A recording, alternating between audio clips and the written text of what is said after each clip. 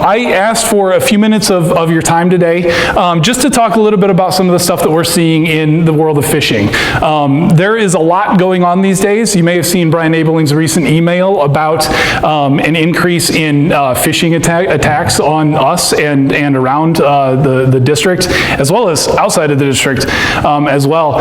He's not wrong. We are seeing a lot of increased attempts. And so I wanted to get in front of everybody to show people what some of those are. I do want to take a step back and just address what is phishing. I think as a tech guy, I kind of stand back and I go, I think everybody understands that term. I think everybody needs to understand what it actually is. And hopefully everybody understands that it's the act of trying to get you to give up something. So usually that's a password, credit card info, something like that.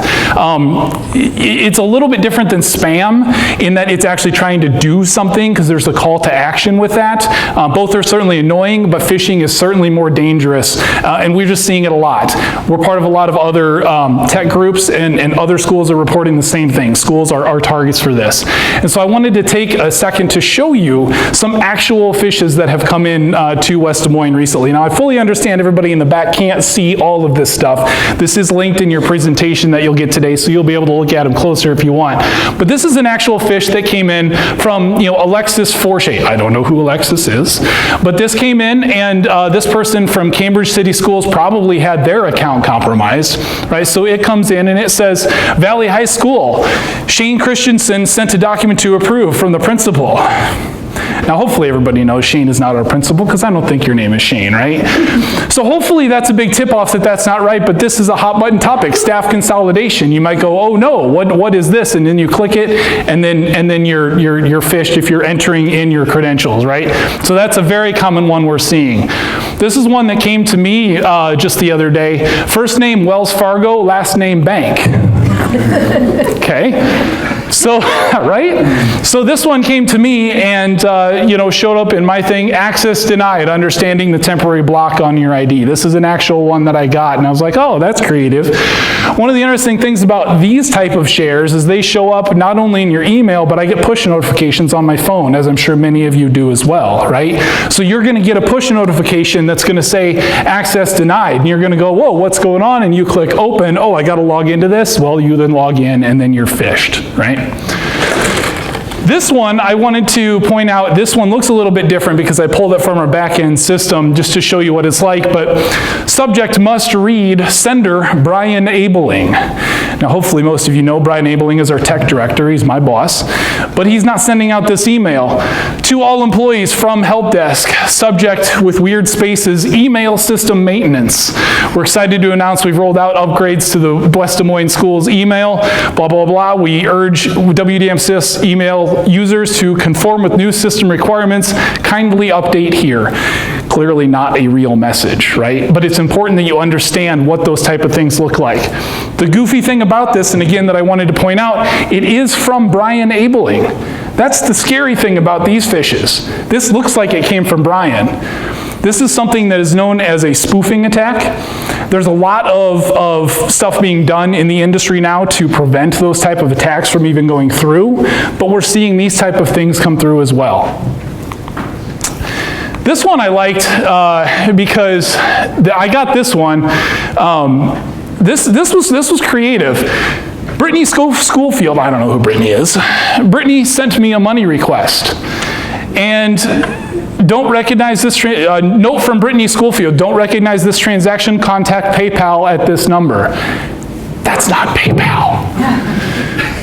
If you didn't know, that's not PayPal. So, but what's interesting about this is that it is from PayPal. You see the check mark up here?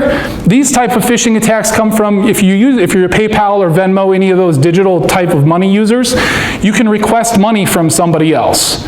So they'll go on and they'll request money when in actuality, they're just trying to get you to call this number to then further getting your information. What's interesting about this too is that you hover over the Pay Now and you can look in the lower corner there and you see it's going to paypal.com. So no longer is just hovering over the email link to see where the link goes, no longer is that good. You have to be smart as a user to understand what that is.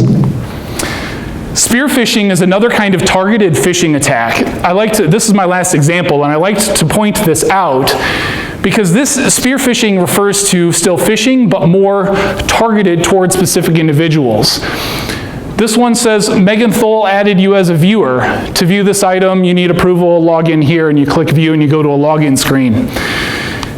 This one came from Megan Thole to a few individuals, to Shannon Campbell, Alex Conan, Jackie Armstrong, Emily Schultz, and Carol Rushing. And if you know anything about our HR team, that's our HR department. So they went online, did the research, looked on our website, saw who our people are, got their boss's name, and sent it just to those individual people. Now the system that we have did flag this one and said email filtering doesn't recognize this email. We do have that system in place that hopefully helps you, notice some of those things. But again, I thought this was a really good fish. So when you click these, as I mentioned before, phishing is trying to get you to give up information. So then it's like, well, when you do click those things, well, what happens? Immediately clicking the link usually isn't a problem, but you're usually taken to a place where you can enter those logon information, your information saying, hey, log on and let's take a look at this. Now, the information when you click on those, you're taken to a place, and I want to show you where you are taken to, but I always encourage you, don't do this.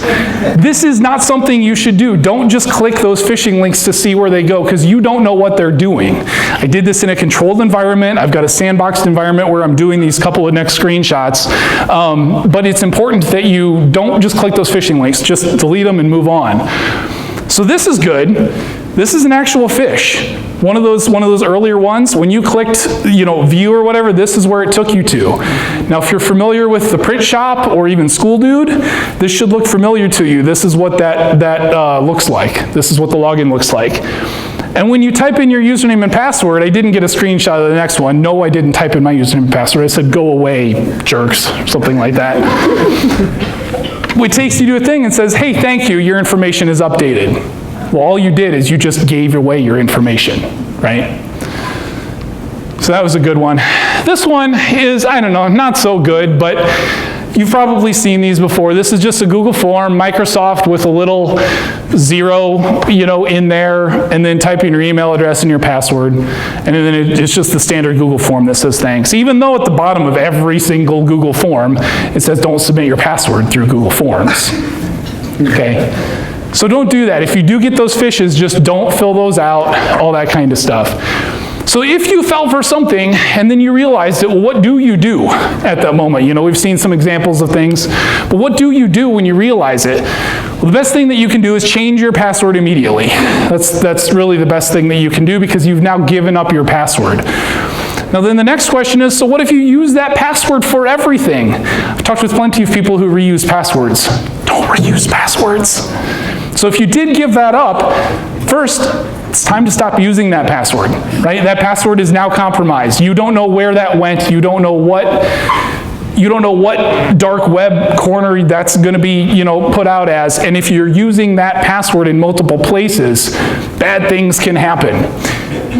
As an example, this is a podcast that I listen to called Darknet Diaries. And if you really want to be scared about what's going on in the dark web, these guys interview previous hackers and stuff like that. And I wanted to share this clip from one of these episodes. It's like 2 minutes long. I wanted to share this clip because this is about the backstory here is that this company, Act, you may have heard about this in the news a while back. They were making millions selling fake degrees online with schools that didn't exist. You may have heard about this story. These schools didn't exist. They made up accrediting bodies. They made up all this stuff. But you had to go to their website and you had to fill out some information to get some information, and that's where this story picks up. Now, this school website, besides it being a scam, had another dark side to it. Here, check this out. So if a potential student was interested in going to school here, they could ask for more information about classes on the website or whatever. But to do that, the website would make the potential student create an account on the school website. and they'd create an account on this site, and it would ask you for things like your Facebook profile, your Twitter profile, your LinkedIn profile. And I mean, this isn't so much of a stretch to ask, right? I mean, I've probably been on dozens of sites that have asked me for my social media profiles too. But then all this information is wrapped up and given to Fazal to try to follow up and make the sale. I don't think you understand. All of it was given to me. All their information. Yeah, okay, then explain. What do you mean? So, when they had to make an account on this fake school site, they had to enter in an email address for their username and make a password. Well, that password was stored in clear text and given to me. Oh, I see. That is creepy. Yeah, I thought the same. Kind of creepy. But it's far worse than that. I was talking with someone from another team, and they said, go to facebook.com and try to log in with this email and password. And we were able to log in to these people's Facebook accounts. Holy cow. That's not creepy. That's awful. So when you put your password into the school's website, they would just hand that password right to Fazal so he could do whatever he wanted with it. And this is a really good reminder that when we log in somewhere, anywhere, we're giving our password to the app or the website. I mean, we trust that they aren't looking at our password or storing it in clear text. We trust that they're hashing it or encrypting it so they can't see it even if they wanted. But here's a clear example of what could go wrong if we trust a website too much. Exact employees could see the user's passwords and try using those passwords on their social media accounts to see if they reuse the password there. And they would sometimes be able to log into Facebook or LinkedIn or even their email inboxes. So I wanted to share that clip because, again, it's about using different passwords. It's about making sure you're not giving up that information. But if you do get phished and you gave your information, they may not try to get into your West Des Moines Schools account. They may try to go to facebook.com and sign in there, or your personal Gmail account. They might try those other things. So that's why that's important. Anyway, great podcast if you like to be scared about the dark web. It's great. All right, so I'm almost done, which is great because I'm almost at my time. So what can you do, right? So what can you do about this? One is, this is why I wanted to get up in front of everybody to talk about this. Awareness is so important. Understanding what we're seeing these days. You know, you've all heard about Des Moines, Cedar Rapids, Linn-Mar, DMAC had a cyber incident, Iowa Event Center had a cyber incident. Lots of places have cyber incidents. We are lucky and we're not in that category at City of West Des Moines. Lots of places have had cyber incidents. So phishing is a highly likely method for those folks to get in. And I always like to point out, what can you do? Well, certainly you could just mark it as spam, right? Mark it as spam, delete the message, move on, right? Move on with your life. That's fine. That's okay. That has always been an okay thing for you to do. Or option two, which I wanted to point out today, hopefully you saw this in an email from Brian a few weeks back. We launched this new button on the side of your Gmail. If it's hidden down in the lower right corner, there's a little arrow that you can click to unhide it. But if you click this little red button when you do get a phish, then it sends that to the rest of us as the tech team, and then our back-end system, then we can actually look at it as a human. And what that does then, if we determine, yeah, that's an actual phish, when we click, yep, that's phishing, it reaches back into your inbox and pulls it out from everybody's inbox. So anybody else who got that message is also now protected. That's why it's actually better than just using the spam button, which is still fine, but that's why it's actually better than doing that. Thanks. If you do want to talk phishing or any other tech stuff, you know where to find me. Thank you so much. It's good to be back in front of everybody again.